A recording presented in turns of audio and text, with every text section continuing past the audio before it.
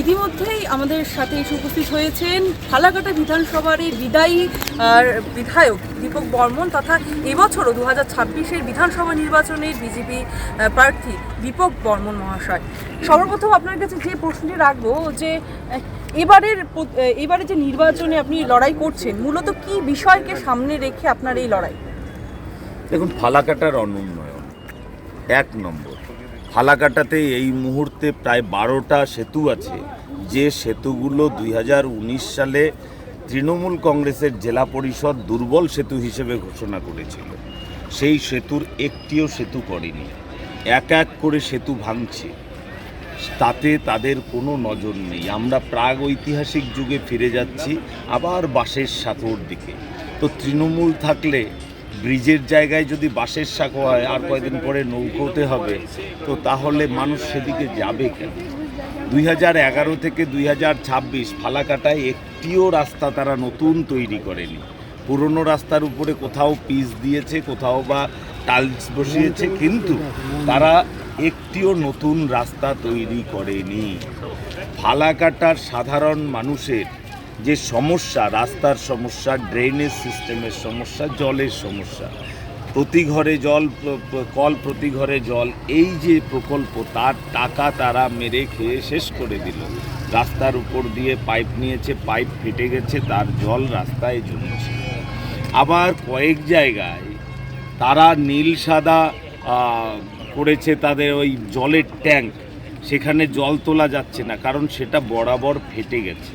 Cut money এত পরিমাণে নিয়েছে যে সেখানে আর জল ধরে রাখা যাচ্ছে না, এবং কাটমানির এত মানে তার ইয়েটা বেড়েছে আর কি, তার প্রভাব এত বেড়েছে যে তাদের ছোট ছোট নেতারা যখন কন্ট্রাক্টরের কাছে পয়সা চাইতে যাচ্ছে, তখন সেখানে তাদের চর মেরে দিচ্ছে। ভিডিওটা আমার কাছে আছে, মানে এটা যদি তৃণমূল চ্যালেঞ্জ করে আমি ভিডিওটাও আপনাদের দিয়ে দিতে পারি, কোনো অসুবিধা নেই।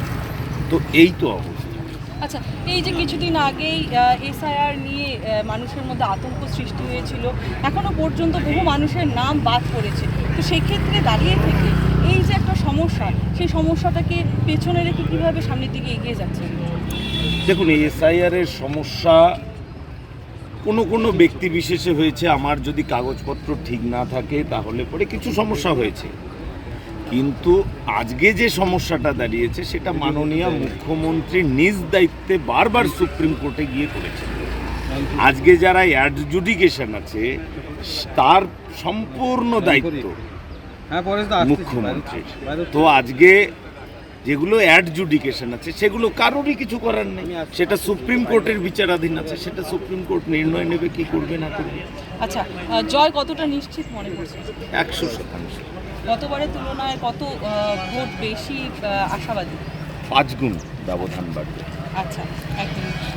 শুনে নিলেন যে বিভিন্ন যে দিকগুলি রয়েছে রাজ্য সরকারের, সেই সমস্ত দিকগুলিকে কিন্তু তিনি তুলে ধরলেন এবং রাজ্য সরকারকে কিন্তু তিনি কটাক্ষ করলেন। এখন দেখার বিষয় আগামী যে নির্বাচন হতে চলেছে এবং যেদিন ফল ঘোষণা, সেই ঘোষণার পরবর্তীতে শেষ হাসি ফালাকাটা বিধানসভায় কে হাসে। আলিপুরদুয়ার থেকে অনিশা পোদ্দারের রিপোর্ট, কেটি বাংলা।